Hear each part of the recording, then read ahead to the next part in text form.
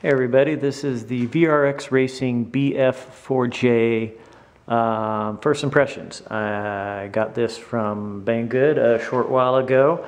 It was on it's normally priced around $229 and I got it at a big discount special they were running at $130 all included with shipping. So it was, hadn't planned on checking it out, but at that price it was too good to pass up. I was in the market for a trail rig, and so I thought I would see how it looks. So there's a few videos on this out there, but not too many. So let's get a closer look at it. So this is the box it came in. You can see they beat it up pretty good, but nothing too bad. Doesn't hurt to spend that extra $2 for shipping insurance if that does anything. This is a really large trail rig. It's wheelbase. I hope this comes up on the camera, but if not else, you'll just have to trust me. Wheelbase is 340 millimeters. It says the length is 560 millimeters. Clearly I'll get the box out of the way. Clearly the truck itself is designed to look like the Traxxas TRX crawler, but we will take a look to see. So everything included with this is you get the car, the transmitter, no battery included, so it's not ready to run.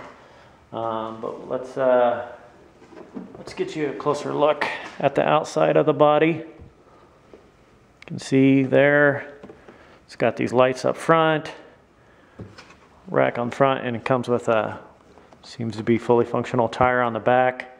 My first impressions when I first got this was that the body looks great. My goodness, it is heavy. It's got some fenders. Inside looks in good condition. These are kind of screwed or bolted on. All in all, not too shabby, kind of impressed. But let's see, when you look at a crawler like this, let's look at the guts of this thing. So, plastic chassis. When you spend, like I said, it's normally $229, but when you spend $130, it's kind of what I expected. Kind of at that price, I'm just kind of looking to see, okay, does this thing actually work? I'm not expecting like massive performance to compare with like a SCX-10 or anything like that. I'm just looking at that price range. Can this be like something that can just kind of get the job done? Big bore shocks here, I'm pretty sure. Some threaded shocks, that's kind of nice. The body's so heavy, I might make these kind of stiff. So just the right height, because it wants to sink down a little bit. I'm telling you, that body is heavy. But yeah, plastic chassis, but I believe the SCX-10 deadbolt, I want to say, same thing too. So, you know, that's not really all that uncommon. 540 brushed motor. When I first saw this ESC, I was thinking, oh my goodness, that thing's tiny. But I don't know, it looks kind of puny, but hey, if the electronics work, then they work, and if you don't like them, you can always replace them as they go bad or replace them ahead of time if you really want to. The only thing, so I kind of like what I see here. The only thing that's kind of different is, all right, so get this. These are aluminum pieces here, and the body mounts on here, and the bumper's also attached there. And it's only like supported by these bolts right here. Just seems like, it doesn't seem very heavy, it's not bending, but it just seems like it could just be a lot of stress on this thing here. And if this part breaks right here, this is the danger when you get anything from like Bangood or something like that, is part support. You know, you can always try to see if they sell parts on Bangood, or hope that the RC you get is a rebrand of something more well known here. I live in the States, and if it's a rebrand, well, then you can just buy parts from the popular model, and they should pretty much be the exact same thing to fit. But yeah, let's take a look at the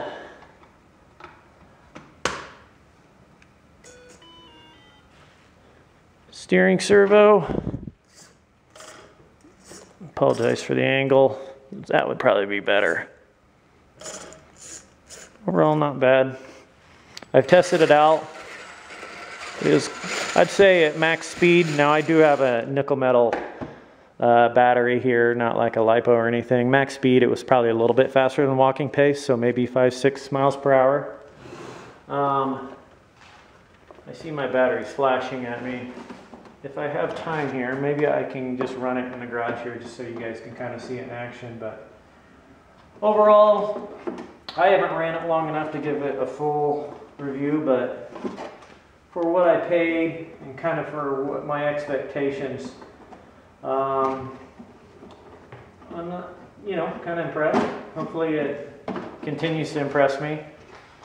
Would it be a good deal for you? That's hard to say, because then you have to determine, well, are you getting at the 130 price that I got it at, or are you getting it at 229?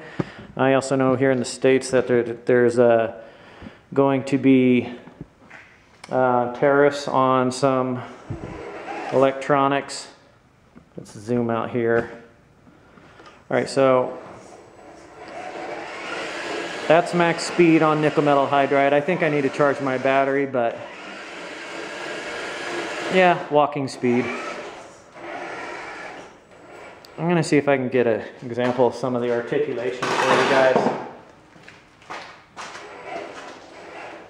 So, if I lift this up, the back left tire is now coming off the ground. Not too shabby. Definitely rubs the bottom of the body if you contort it that much. But this was just a brief overview of the vehicle. If you'd like to see some running video of it, let me know in the comments or any questions you have. I'd be happy to kind of give you further thoughts on it as I explore more into this. Also check in the description. I might post updates over time of what I think of the vehicle. Thanks for watching.